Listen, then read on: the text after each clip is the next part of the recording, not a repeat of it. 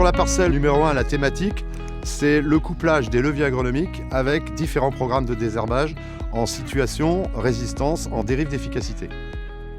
Le premier levier, parce qu'avant toute chose, la chimie c'est un élément pour désherber, mais le premier levier de désherbage, c'est tous les leviers agronomiques qu'on peut coupler.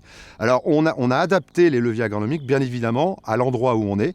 Donc ici, on est sur des terrains superficiels, c'est des groies superficielles, donc on ne peut pas tout faire en termes de levier agronomique. Donc on a privilégié le décalage de la date de semis et le faux semis. On se positionne pour la première date dans ce qui se fait régulièrement en termes de semis dans la région, donc un semis autour du 15-20 octobre.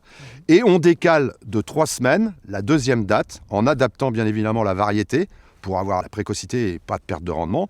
Alors rien qu'avec le levier agronomique, on divise par 2 les populations de raies gras.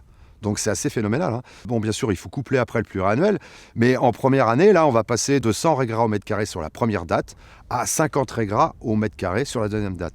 Et vous imaginez bien qu'en couplant ce levier agronomique avec un programme de désherbage adapté, on aura des efficacités qui seront bien évidemment optimisées. Et désherber 50 raies gras au mètre carré par rapport à 100 raies gras au mètre carré, c'est pas du tout la même chose en termes de performance.